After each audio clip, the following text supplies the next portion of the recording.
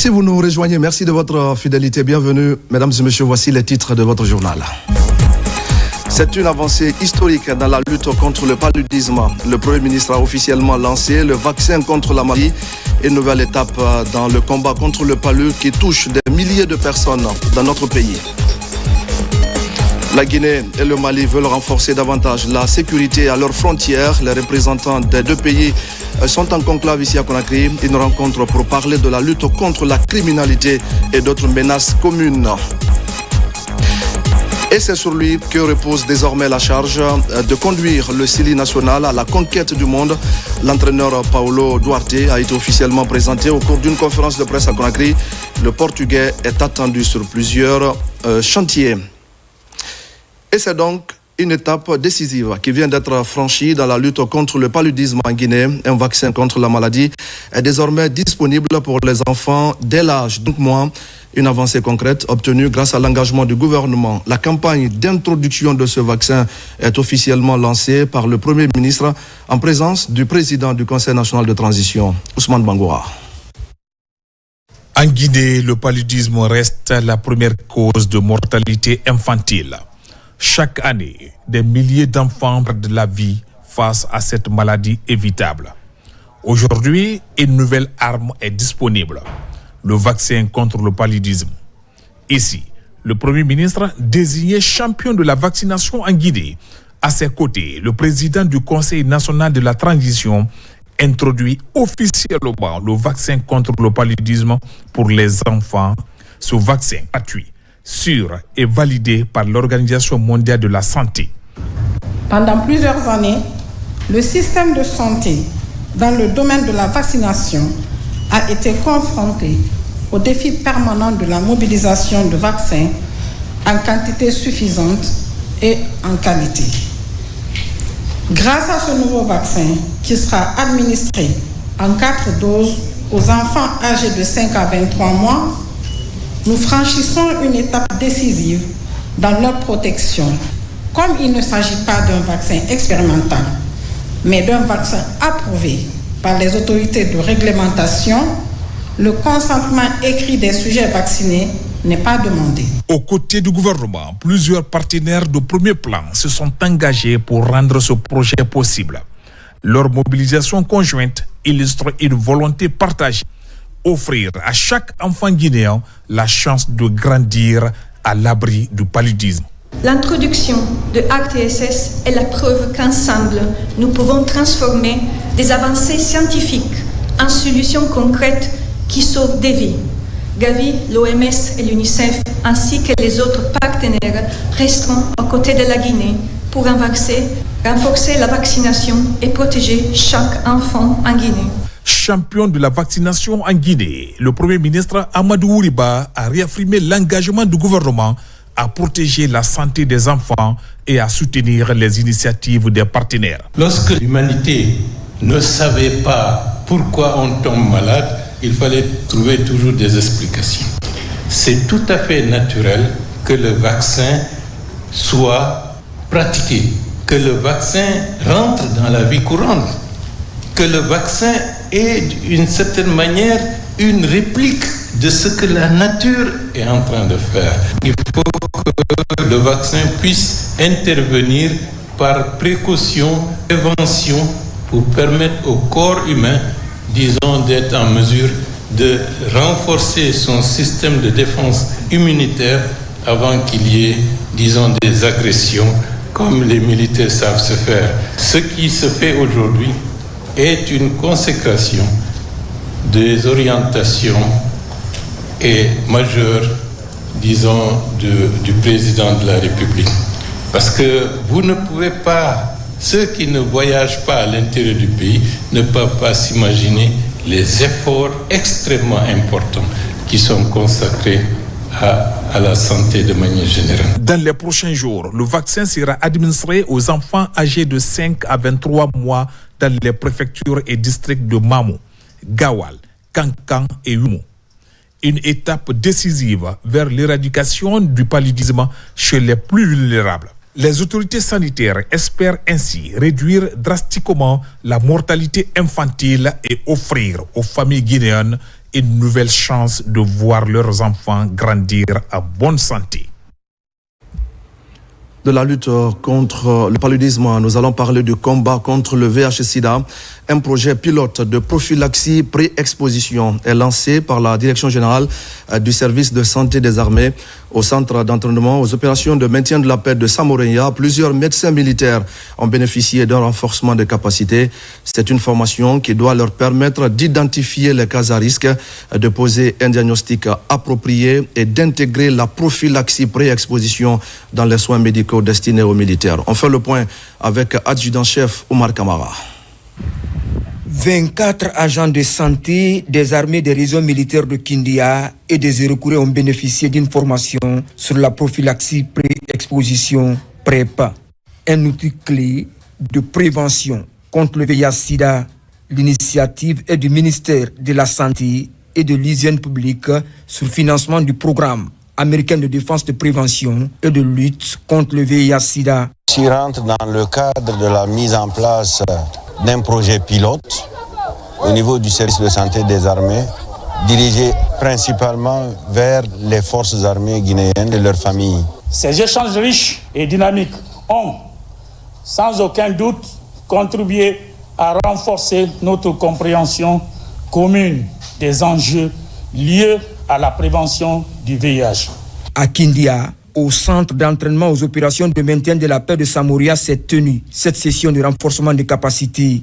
La formation a permis de développer des connaissances approfondies sur la PrEP, son mécanisme, ses indications et son importance dans la prévention du VIH, particulièrement en milieu militaire. Nous vous rassurons qu'à la sortie, nous allons utiliser toutes les connaissances acquises sur le terrain pour un résultat escompté. Conscients des enjeux sanitaires et de la vulnérabilité de certains groupes, les participants ont activement pris part aux échanges. Votre engagement actif pendant cette formation témoigne de votre professionnalisme, votre sens du devoir, mais aussi de votre volonté d'offrir à nos frères d'armes un accès à des soins de qualité fondés sur l'éthique, la confidentialité et la prévention. Cette session de formation s'est clôturée par action des acquis. Les 12 prestateurs, les pères éducateurs ainsi que les laborantins formés seront désormais aptes à intégrer la PrEP dans leurs offres de soins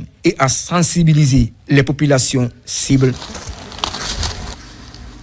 Un contrôle sanitaire a été récemment mené dans la commune de Sonfonia, un contrôle pour améliorer les bonnes pratiques au niveau des boucheries de la zone.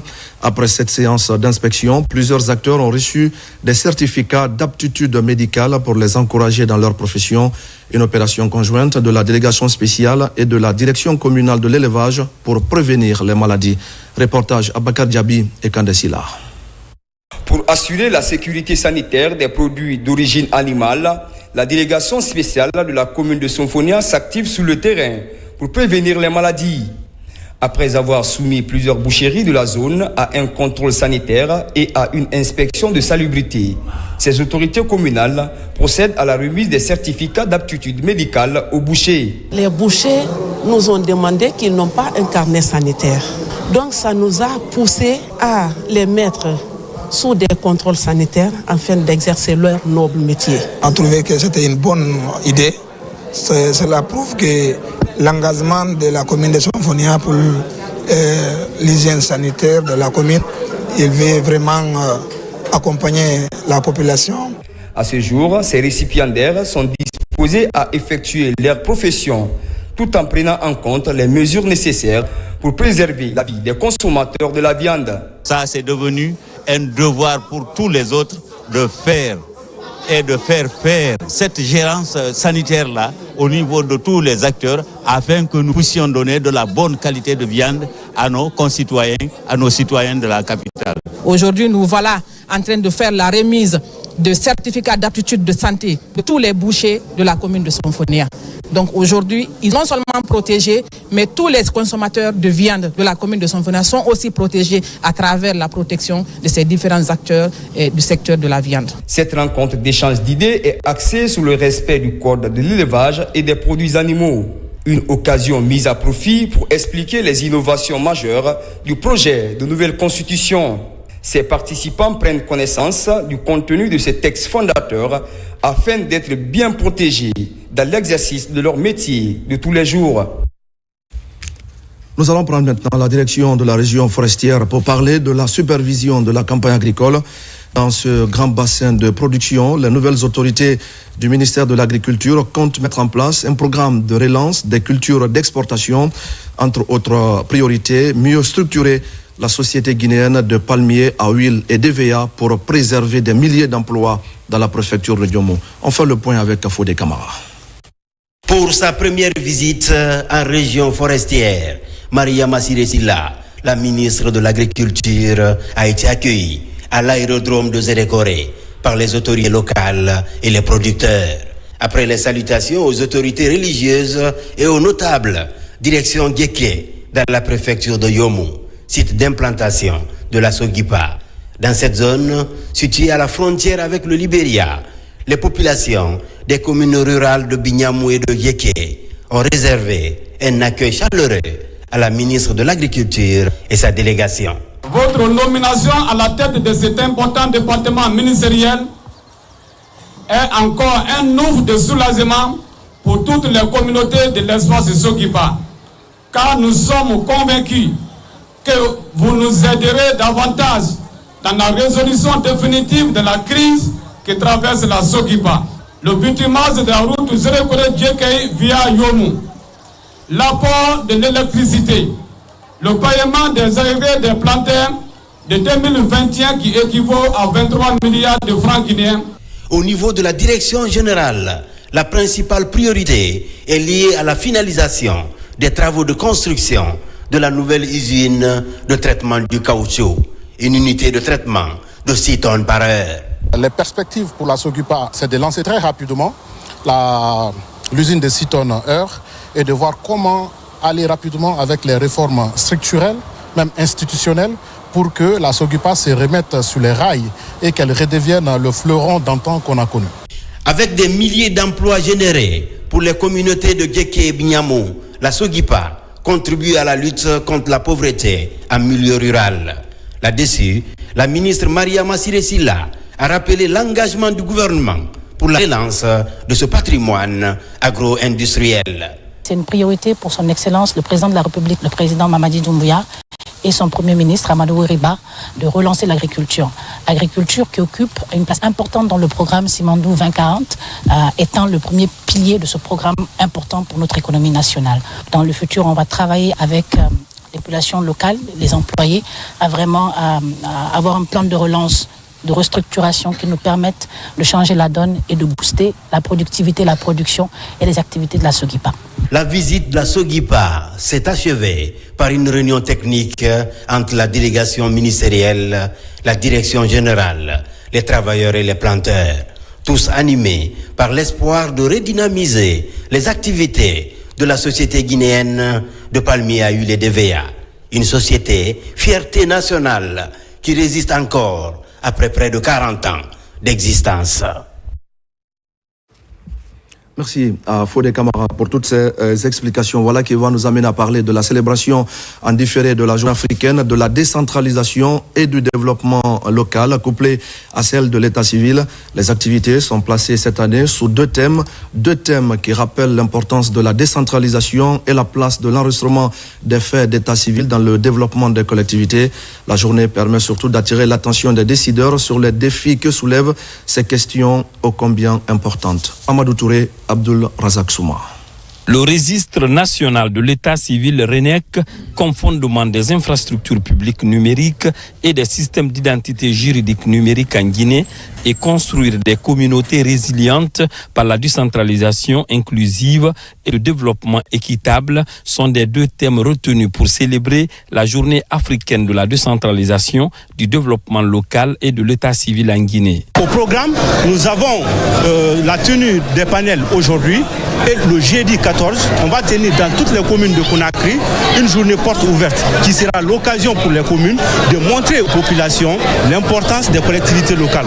L'UNICEF, en partenaire fidèle du gouvernement, soutient avec détermination la Guinée dans la réalisation des droits de chaque enfant. Parmi nos actions phares, L'interopérabilité entre les systèmes de santé et ceux de l'état civil constitue une avancée majeure. Cette journée est aussi celle de la réflexion sur le système de l'état civil guinéen, les défis et les perspectives en matière de digitalisation et les mécanismes d'interopérabilité et la stratégie de décentralisation des services. L'état civil n'est pas un cercle administratif. Il permet la reconnaissance de la dignité et la citoyenneté qui confèrent des droits fondamentaux. Sans état civil, il n'y a pas de statistiques fiables. Cette démarche s'inscrit pleinement dans la vision de son Excellence, Monsieur le Président de la République, chef de l'État, chef suprême des armées, le général d'armée Mamadi Doumbouya, qui œuvre à poser les bases de la refondation de l'État à travers le rapprochement de la décision publique des citoyens, l'amélioration de la gestion des affaires locales. La journée africaine de la décentralisation, du développement local et de l'état civil est aussi et surtout un moment de réflexion sur comment s'assurer que l'enregistrement des faits d'état civil respecte les normes juridiques nationales et au-delà, savoir quelle est l'influence du transfert de compétences et de ressources sur la maîtrise des collectivités locales.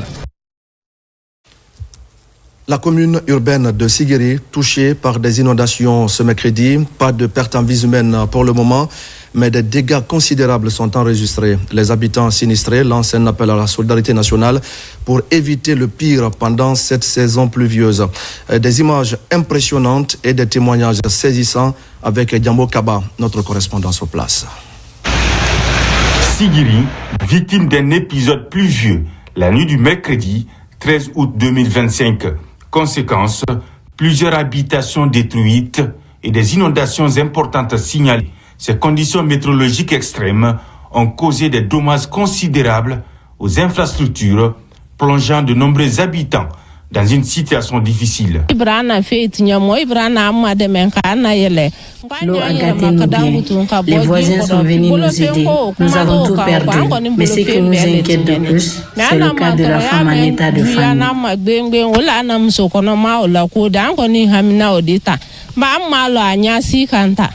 Sigiri sous les eaux, plusieurs habitants sont obligés de quitter les lieux. Sous le soc, les sinistrés sollicitent une aide d'urgence afin d'évaluer les besoins pour procéder au nettoyage et un retour à la vie normale. Ma vie dépend des autres, car même me déplacer, il faut l'aide de mes enfants. Il a fait 3 ans. Seule maison qui est à ma possession, et voilà aujourd'hui son état. J'ai tout perdu.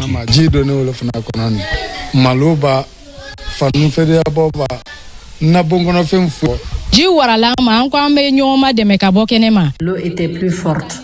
Mon enfant et moi, nous avions été sauvés par mon beau-frère. Je me suis réveillé pour me mettre en l'aise. J'ai vu l'eau dans ma chambre et je me suis posé la question. J'ai vu réellement mes objets, même mon téléphone, était sous l'eau. Dans la bande de 5h et 6h, j'ai vu l'eau ne fait que de remonter. Finalement, j'ai cherché le plafond pour me loger. Pour le moment, la situation reste sous surveillance et les réseaux d'assainissement sont mis à rude épreuve. S'engager dès maintenant et durement dans la lutte contre des inondations dévastatrices est indispensable pour préserver le cadre de vie à Sigiri. Et puis c'était ce matin, le ministre des Affaires étrangères a reçu en audience une délégation chinoise pour la mise en œuvre du projet de dragage du fleuve Milo. Plusieurs départements ministériels sont concernés par ce projet de développement. Makeme Dozo et Moussa Bangoura. C'est depuis 2024 que le projet de dragage du fleuve Milo a démarré. Pour sa mise en œuvre, une délégation chinoise accompagnée de représentants des départements administratifs concernés est reçue par le ministre des Affaires étrangères. Ce projet vise à améliorer la navigabilité du fleuve et faciliter le transport fluvial tout en contribuant à la préservation de l'écosystème local. C'est un dragage écologique qui consiste à curer le lit du fleuve.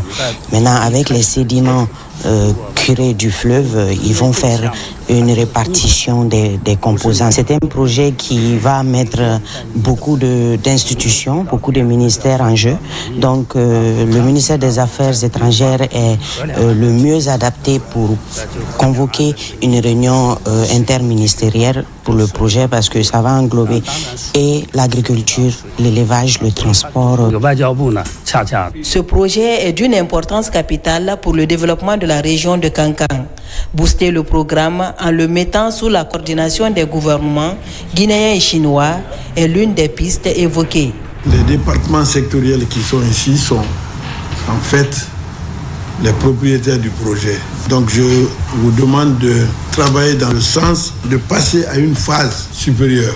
Nous verrons quelles sont les responsabilités de chaque partie et nous nous engagerons de part et d'autre. Surtout pour la Guinée, nous ferons tout ce qui est humainement possible pour que ce projet voie le jour. Le fleuve Milo, affluent du Niger, traverse la région de Kankan avec longueur d'environ 330 km et un bassin versant qui couvre une superficie de 13 500 km². Son dragage pourrait permettre d'améliorer la fluidité du trafic fluvial pour faciliter les échanges commerciaux. Dans l'actualité encore, les travaux portant sur les défis sécuritaires entre la Guinée et le Mali se sont ouverts ce mercredi ici même à Conakry. Il s'agit pour les forces de défense et de sécurité d'échanger sur la prévention de la criminalité transfrontalière et d'autres menaces communes. Le ministre de la Sécurité de la Guinée et celui du Mali ont présidé le lancement des travaux qui sont partis pour durer 2 jours. Alpha Isiagaba. La rencontre est d'une haute portée sécuritaire. La Guinée et le Mali, 2 nations unies par l'histoire et la géographie, se retrouvent dans un contexte où les défis sécuritaires se multiplient dans la sous-région. Les forces de défense et de sécurité des 2 pays échangent sur la prévention de la criminalité transfrontalière, la lutte contre les trafics illicites et d'autres menaces communes. Il s'agira d'identifier et d'échanger sur les obstacles à la libre circulation des personnes et des biens, sur nos différents axes routiers principalement, et secondairement de la frontière afin de raviver les liens commerciaux, de lutter contre les tracasseries routières, de fluidifier les trafics et d'appliquer les facilités éventuellement consenties. En ouvrant les travaux, les 2 ministres ont affiché leur volonté de renforcer la coopération sécuritaire transfrontalière. La coopération bilatérale réveille une dimension encore plus stratégique. Elle nous oblige à mettre en place des mécanismes propres, solides, adaptés et structurés pour garantir la fluidité des échanges tout en assurant la sécurité et le respect des lois de part et d'autre. Cette rencontre s'inscrit dans un cadre plus large d'intégration sous-régionale. Elle prône une solidarité active entre les pays de la CEDEAO et propose une réponse concertée aux multiples défis qui fragilisent la stabilité de la sous-région. Au même moment, c'est la campagne de vulgarisation du projet de nouvelle constitution qui concentre tous les efforts au ministère du Travail et de la fonction publique. Tout d'abord, une vaste action destinée au service public est en cours. Elle démarre avec les femmes du département. À l'initiative du service Genre et Équité, ces femmes ont appris les dispositions prévues par le document. Moussa Namina Keita et Mamadi Ternaka Misoko. Au ministère du Travail et de la fonction publique, elles étaient des dizaines de femmes réunies autour du programme national d'explication et de compréhension du projet de la nouvelle constitution. Initiée par le service Genre et Équité du département, cette rencontre veut faire de ces femmes des actrices clés du débat national. En tant qu'épouses de nos familles et actrices influentes dans nos communautés, notre implication dans la vulgarisation de ce projet est donc un gage de succès. Pour qu'il atteigne chaque foyer, chaque quartier, chaque localité. Nous avons profité pour expliquer aux femmes quels sont les droits fondamentaux, quelles sont les libertés fondamentales, quelles sont les garanties que ce projet de nouvelle constitution accorde à l'ensemble des Guinéens. notamment aux femmes. Cette rencontre a ainsi offert à chaque participante les clés pour comprendre et défendre ses droits. Président de la rencontre, le ministre du Travail et de la Fonction publique, Faya François Bourounou, a salué la pertinence de cette initiative et insisté sur la nécessité pour chaque agent de maîtriser les enjeux du texte avant la consultation populaire. Conformément aux instructions de M. le Premier chef de gouvernement qui nous a vraiment instruit ce mandat de travailler et de faire de cette vulgarisation une activité prioritaire au sein de nos départements. Donc c'est cet exercice qui a commencé depuis un certain moment.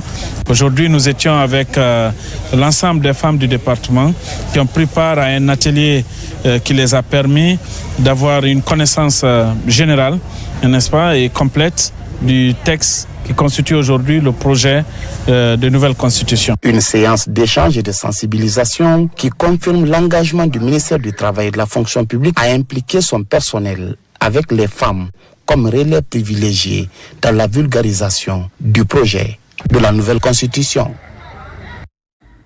Une mission du secrétariat général chargé des affaires religieuses sillonne également les lieux de culte du pays pour la vulgarisation du projet de nouvelle constitution dans les mosquées, dans les églises visitées. Le contenu du projet est expliqué aux fidèles. Alpha Siagaba.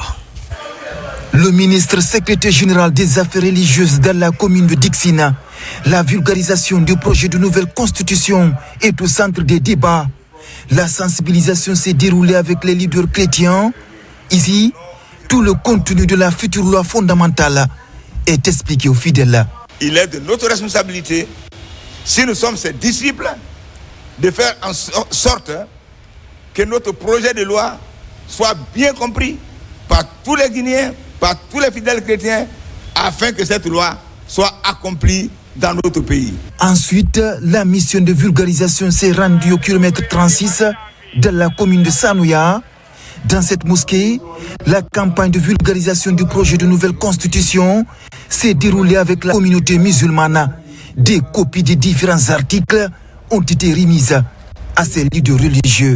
Tout ce qui est là, dans la constitution, vraiment, on applique ça. Population de Sanoya et Mania, nous sommes prêts pour expliquer ça. Nous venons de véhiculer et transmettre ce projet de nouvelle constitution aux autorités religieuses et administratives de Sanoya.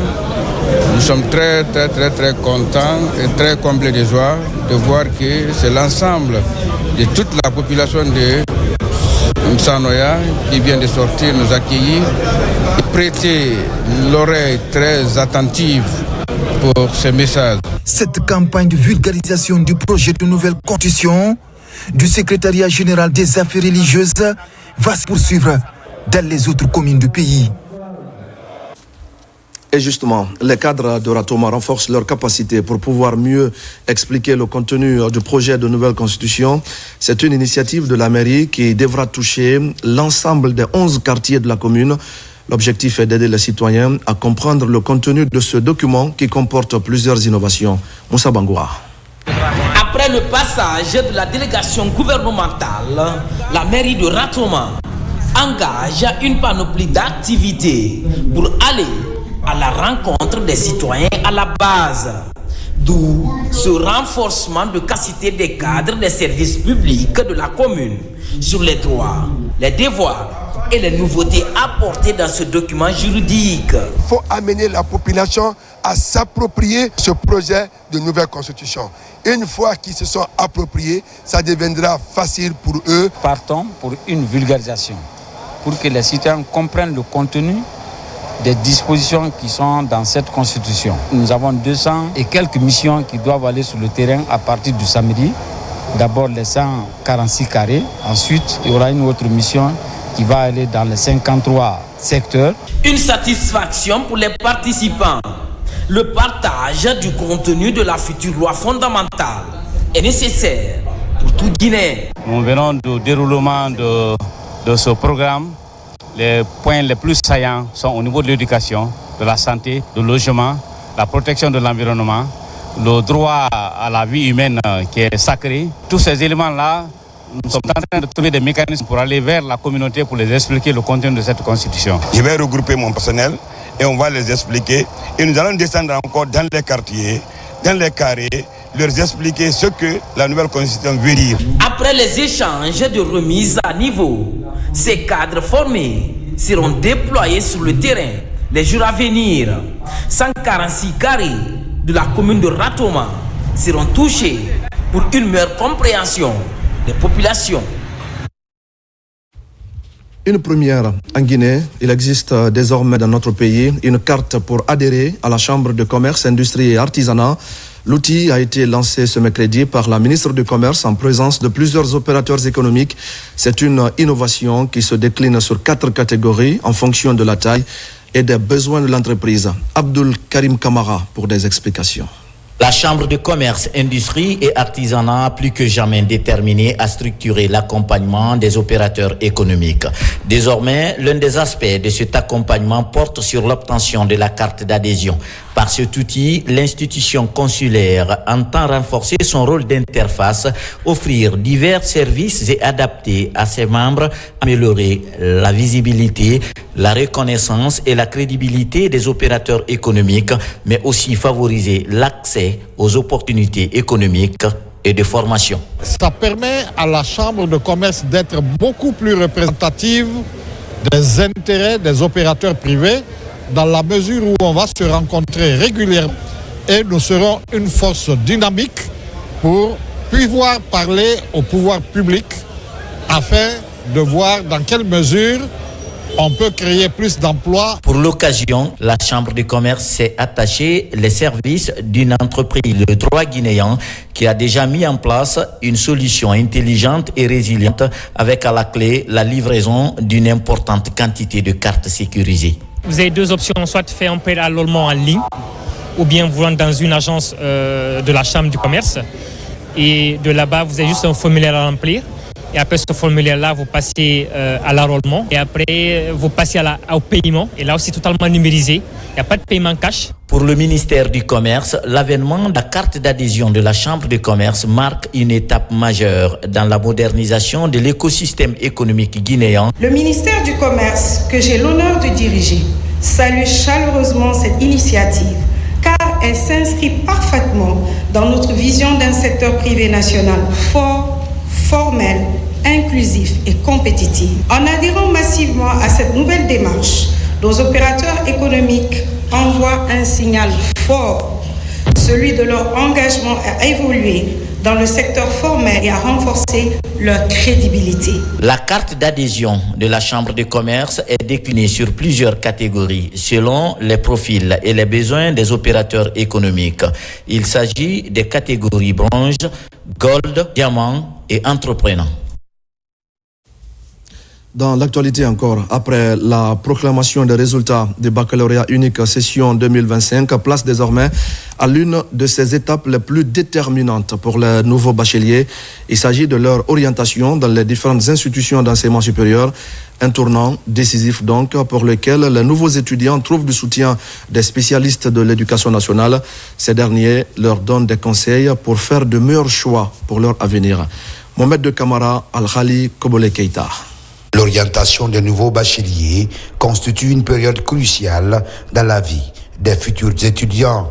Pour aider ces bacheliers dans la voie qui mène vers les études supérieures à faire un choix judicieux, l'Organisation pour le changement positif, en partenariat avec le ministère en charge de la promotion des enfants et les acteurs techniques de l'éducation, apporte leur contribution dans le choix des filières. C'est d'accompagner les bacheliers à pouvoir sélectionner les filières vraiment qui les portent à cœur, qui pourront aboutir à des emplois vraiment qu'ils souhaitent avoir. Les critères de l'orientation sont au nombre de 4. Ces critères-là, c'est le choix du bachelier, c'est son profil au baccalauréat, c'est le nombre de places disponibles dans le programme et dans l'institution qu'il va choisir, et ensuite c'est sa moyenne au baccalauréat. Ces échanges entre professionnels de l'éducation nationale devraient permettre à ces jeunes à pouvoir choisir des filières qui aboutiront au métier générateur de revenus. L'initiative est très salutaire et qui vient vraiment répondre à l'une des problématiques à laquelle font face de nombreux jeunes aujourd'hui après le bac.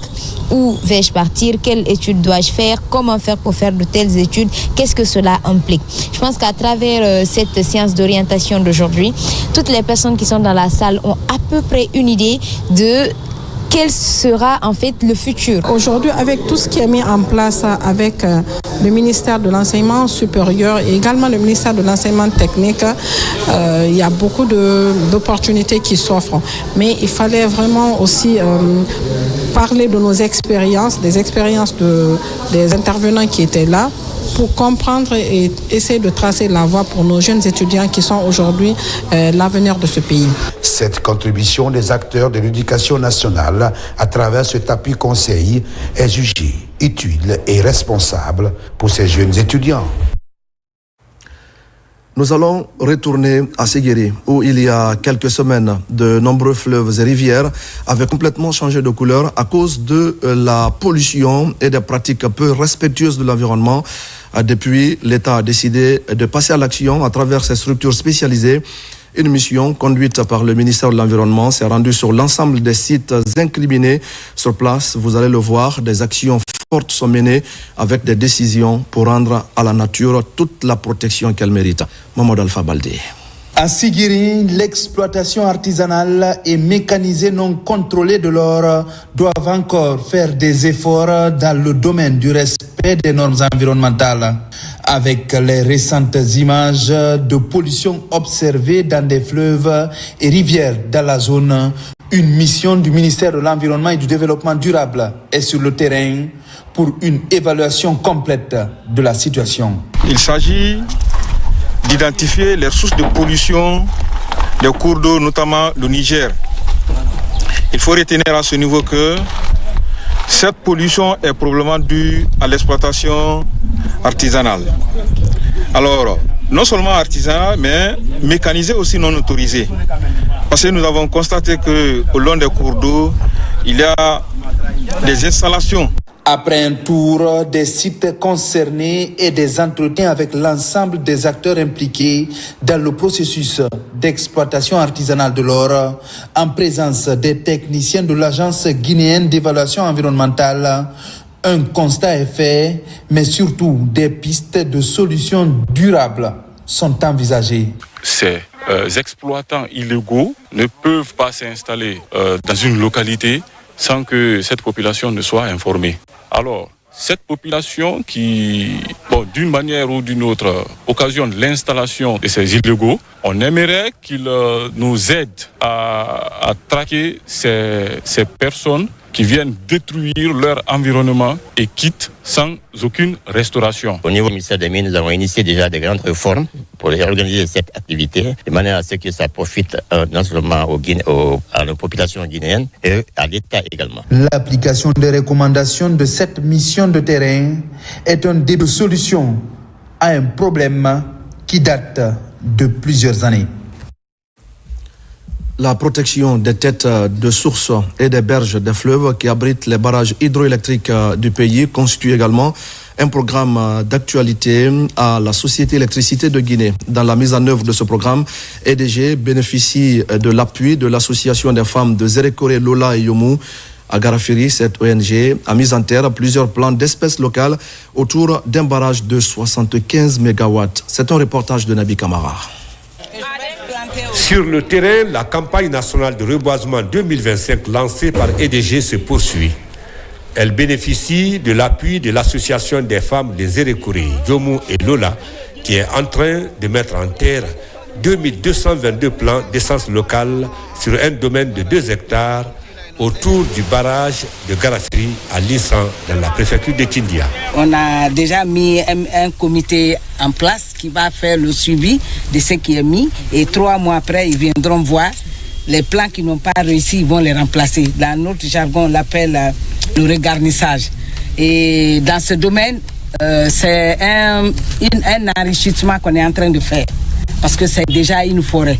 une forêt communautaire qui est là. Donc on a sillonné à l'intérieur déjà. Et à partir des éclaircies qu'on a trouvées, c'est sous ces éclaircies qu'on est en train de reboiser maintenant. Là. Donc la forêt fait déjà 30 hectares et on est en train d'enrichir cette forêt. Entre EDG et Afenil, c'est un partenariat scellé pour lutter ensemble contre la dégradation des berges et têtes de source des fleuves et rivières qui abritent le barrage hydroélectrique de Garafri. L'objectif est déjà bien connu, reboiser pour ombrager le bassin versant de Concouré pour qu'il y ait suffisamment d'eau et plus il y a de l'eau, il y aura suffisamment d'énergie électrique. Donc l'activité, que Dieu fasse prospérer l'activité. La communauté est mobilisée, elle est bien impliquée. Le reboisement des zones dégradées autour de nos différents barrages est un véritable engagement citoyen. Le dernier virage de ce journal avec tout d'abord la sous-préfecture de Sérédou, préfecture de Massanta, qui vient d'abriter un tournoi de football organisé par les fils ressortissants. Cette compétition a réuni la communauté Yala autour des valeurs de la paix et des défis du développement durable. Le projet de nouvelle constitution a été vulgarisé pour l'occasion. Là, c'est Camille Sokour. Ils sont au total 11 districts venus des sous-préfectures de Oremé, Sengbedou, Kouankan et Sérédou à prendre part à cette compétition de football qui a mobilisé du monde au pied du massif forestier de Diamant. Objectif, vulgariser le projet de nouvelle constitution auprès des populations en langue du terroir et cultiver la paix, la cohésion sociale afin de favoriser le développement durable. Ce tournoi a été organisé pour l'harmonie, pour l'union de la jeunesse de Yala. Autrement dit, les fils du terroir, nous devons faire de telle sorte qu'il y ait la paix, la cohésion sociale. Le souci majeur de notre gouvernement est de faire passer le contenu de la nouvelle constitution à tous les Guinéens, de tous les bords que ce soit, de lettré à l'illettré. Nous voulons faire passer le contenu de la constitution à tout le monde. Opposant les équipes de Zobroma et de Sangbalame, la finale de ce tournoi doté du trophée Kekura Koivogi est marquée par une séance de débat autour des points innovants du projet de nouvelle constitution, notamment l'article 21 portant sur la gratuité de l'éducation en Guinée. L'État garantit à tous les citoyens guinéens le droit à l'éducation et à la formation. Il garantit la gratuité de l'éducation et l'accès obligatoire de tous les enfants qui ont l'âge compris entre 5 et 17 ans. Chose qui signifie que l'État n'a oublié personne dans ce projet de nouvelle constitution. Dans un duel de titans, les deux équipes finalistes se sont neutralisées durant les 90 minutes. Il a fallu les épreuves de tir au but pour voir Sangbalame s'imposer sur Zoboroma et rafler le trophée tant convoité depuis un mois de compétition. Je le disais également au sommaire de ce journal, la Guinée connaît depuis quelques jours le nom et le visage du nouveau sélectionneur du CELI national. Il s'agit du technicien portugais Paulo Duarte, ancien coach du Burkina Faso et du Togo. Il a été présenté officiellement ce mardi au cours d'une cérémonie organisée par la Fédération guinéenne de football. Le nouvel entraîneur aura pour mission de redresser le CELI national, une équipe en quête, vous le savez, de bons résultats sur la scène continentale. Amadou Djoulde Diallo. Technicien chevronné, ancien sélectionneur du Burkina Faso, du Gabon et du Togo, Paulo Duarte a signé un contrat de 2 ans et résidera en Guinée afin de suivre de près les compétitions locales et l'épanouissement des talents. C'est le projet que mon agent Tarek m'a présenté. Après parler un conjoint avec la fédération. Quand on parle de la Guinée, on parle d'une équipe puissante, une équipe qui a tradition dans le football africain. Une équipe qui est normalement une potence de ce continent. Et je pense que ma carrière mérite plus. Et je pense que la Guinée aussi mérite plus. Ce n'est pas juste pendant les compétitions qu'il faut aller chercher les talents dans les pays, dans les autres championnats, pour pouvoir les présenter. Et l'enfant devrait être suivi à partir des moins de 15 ans et qu'il soit évidemment suivi jusqu'à ce qu'il atteint l'équipe senior et que tous, chacun, si vous le voyez à l'équipe nationale. Objectif assigné, qualifier la Guinée pour la CAN 2027, atteindre les demi-finales de la CAN 2027, intégrer le top 10 africain du classement FIFA. Paulo Duarte Ribeiro, qui répondait aux critères et aux objectifs que nous nous sommes nous-mêmes assignés pour relancer le football de ce pays.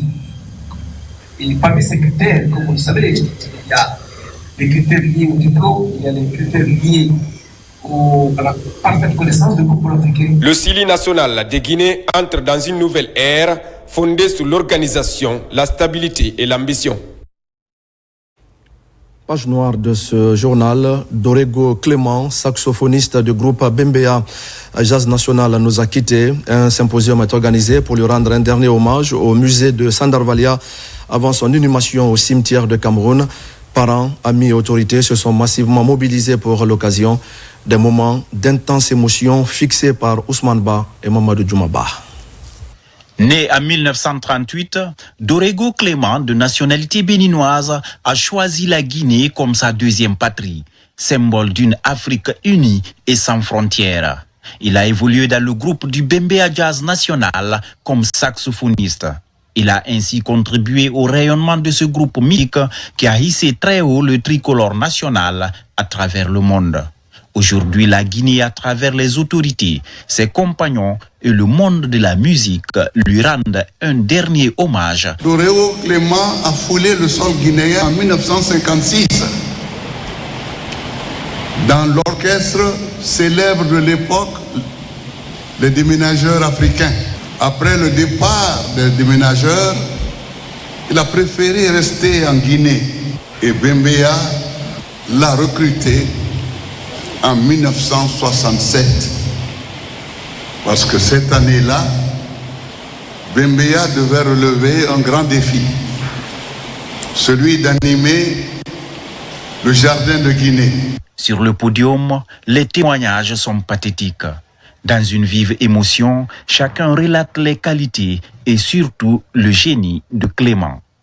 Monsieur Dorego Clément avait compris que l'avenir c'est la jeunesse et la jeunesse non éduquée ne peut rien apporter à sa patrie. C'est pour qu'elle a contribué, comme on l'a dit, à la formation, à l'éducation au niveau de l'Institut. Donc nous ne pouvions que le remercier tout en disant souvent ce que certains disent, qu'il ne s'agit pas de vivre longtemps, il s'agit de vivre utile. Et il l'a été. Décédé le mercredi 6 août dernier, Dorego Clément nous quitte à l'âge de 87 ans et laisse 5 enfants pour la postérité. Il repose au cimetière de Cameroun, à Conakry. Que son âme repose en paix. Amen. Mesdames et messieurs, c'est la fin de cette édition d'information. Merci à tous de l'avoir suivi, notamment à Bomboli, dans la préfecture de Pita. Je vous retrouve très vite pour d'autres actualités de la Guinée, notre paradis, terre de richesse et d'innovation. Bonsoir à tous.